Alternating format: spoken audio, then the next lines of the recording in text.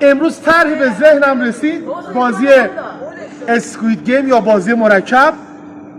بچه‌ها لطفاً نشون بدن آقای معاونت محترم که همه دبیران ممنون که دارن همکاری میکنن، با موزیک حرکت میکنن.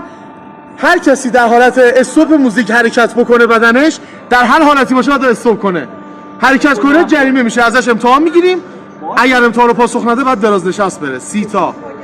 یعنی هم امتحان میده، هم حرکت ورزشی میکنه، هم بازی میکنه. به خدا دیگه همش توی جا نداریم در ایران. 3 2 با صدای موزیک 1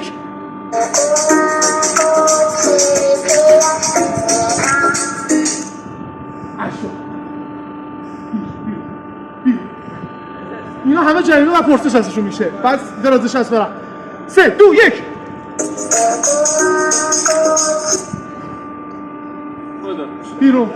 بیرون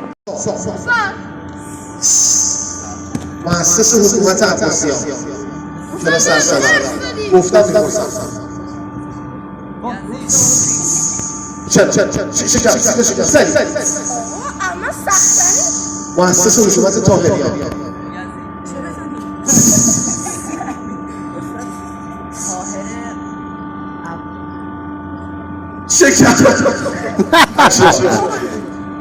مؤسس حکومت علویان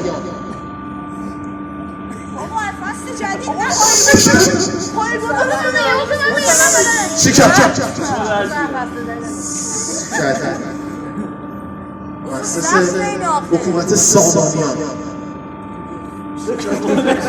سامانیان امیر امیر اسماعیل دانیال حکومت طاهریان در کدوم شهر پایگذاری شد؟ حکومت شکم بغداد شکم کجا؟ طاهریان بلند شد یه دست برش بزنید تو نپرسیدم حکومت آلبویه توسط کیا تأسیس شد؟ افتخار برادران آلبویه. به نام خدا سوالات مطالعات به صورت قرعه کشی طراحی شده و جناب معاونت محترم مدرسه هم حضور دارن.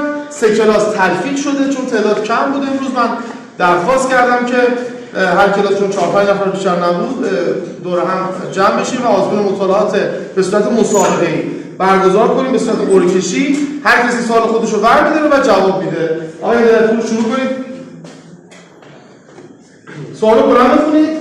دعوت نهایی و صلح امام حسن. دعوت نهایی حضرت محمد و صلح امام حسن. حضرت محمد به صورت فردی و پنهانی مردم رو به دین اسلام دعوت می‌کردش و امام حسن با برای مصلحت اسلام و شرایط مجبور با صلح مواجه شد. متشکرم. بشینید. نفر بعدی سریع.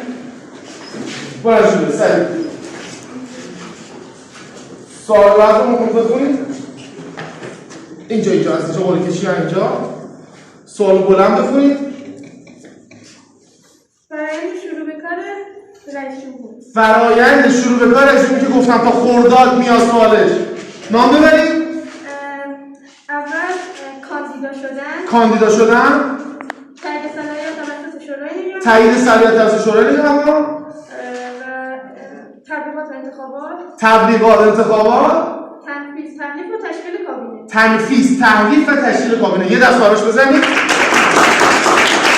این کلاس مطالعات